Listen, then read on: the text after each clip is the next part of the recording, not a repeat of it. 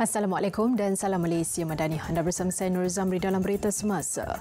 Hubungan dua hala yang baik antara Malaysia dan Mesir membolehkan bantuan kemanusiaan dari Malaysia tiba di Palestin. Perdana Menteri Datuk Seri Anwar Ibrahim berkata, ia terbukti apabila Presiden Mesir Abdul Fattah al-Sisi mengutarakan janji untuk memudahkan urusan bantuan kemanusiaan dari Malaysia. Jelasnya, sokongan penuh kerajaan Mesir membolehkan penghantaran bantuan kemanusiaan Malaysia untuk melalui pusat pemeriksaan masuk Rafah, Gaza. Umpamanya bila saya jumpa Presiden Abdul Fattah Sisi, perbincangan ya juga empat mata, kerana selalu memimpin kalau bercakap cara dengan kumpulan yang ramai itu, mereka tentu tidak senang kalau kita beri teguran atau rayuan yang berbeza dengan dasar negara mereka. Dalam pertemuan itu saya terkesan dengan pertemuan itu dan sentimennya sangat baik. Dan saya minta supaya diberikan keutamaan kalau ada bantuan kemanusiaan dari Malaysia. Dan Alhamdulillah dia pegang berjanji. Malaysia dan pesawat kita yang sampai itu di antara yang paling cepat diberi layanan dan dapat menyeberang sempadan. Sebab itu saya katakan hubungan dua hala itu perlu ditingkatkan. Datuk Seri Anwar Ibrahim berucap pada perjumpaan bulanan November bersama warga Jabatan Perdana Menteri di Putrajaya.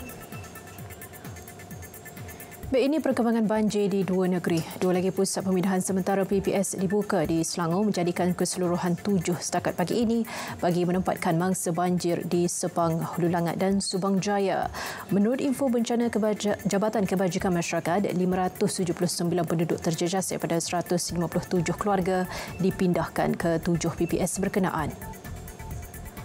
7 PPS itu ialah Sekolah Kebangsaan SK Bangi dan SK Semenyih di Hulu Langat membabitkan 96 mangsa. Manakala 10 individu ditempatkan di PPS Dewan Serbaguna Majlis Bandaraya Subang Jaya Seksyen 10 Putra Heights. 4 lagi PPS dibuka di Sepang menempatkan 473 penduduk iaitu di Dewan Orang Ramai Kampung Datuk Ahmad Razali, Dewan Orang Ramai Cenderam Hilir, Dewan Orang Ramai Taman Gemilang dan Sekolah Menengah Kebangsaan Dengkil. Sementara itu di Perak, seramai 219 penduduk terjejas daripada 63 keluarga masih ditempatkan di 4 PPS di daerah Hilir Perak dan Kerian. Tindakan 5 individu, 3 lelaki dan 2 wanita memanjat tiang Telekom Malaysia untuk mencuri kabel milik TM bernilai RM8,500 membawa padah apabila kesemua mereka ditangkap. Ketua Polis Melaka Datuk Zainul Samah berkata kesemua suspek berusia antara 19 dan 37 tahun itu ditahan di sekitar daerah Jasin, Serta Muar dan Tangkak, Johor. Tangkapan dilakukan susulan laporan polis dibuat juruteknik TM pada 1.45 pagi semalam setelah menerima maklumat daripada sistem alam fiber berkaitan kerosakan kabel di Sungai Rambai, Jasin. Pemeriksaan di lokasi mendapati terdapat kabel lebih kurang 250 meter telah dipotong. Turut dirampas 2 kenderaan, 8 gelung kabel telekomunikasi dan beberapa peralatan yang dipercayai digunakan bagi memotong kabel. Ujian saringan air kencing mendapati seorang daripada mereka positif dadah jenis metafetamin. Kes disiasat mengikut Seksyen 379 Kanun Keseksaan kerana mencuri dan Seksyen 427 Kanun Sama kerana khianat.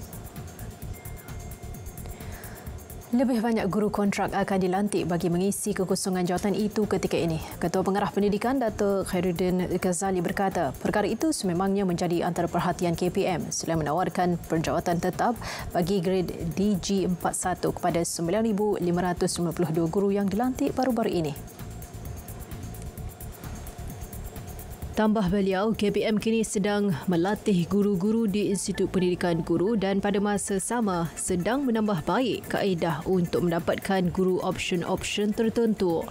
KPM juga katanya akan terus menjalin kerjasama dengan institusi pengajian tinggi awam dan swasta untuk memastikan kekurangan guru pada masa hadapan dapat diatasi. Pada Khamis lepas, Menteri Pendidikan Fadlina Siddiq berkata, sejumlah 9,552 pelajar lulusan pendidikan ditawarkan jawatan guru grade DG41 bagi pengambilan tahun ini. Baik saudara, sekian berita semasa dari sungai hingga ke segara Palestin pasti merdeka. Assalamualaikum dan salam Malaysia Madani.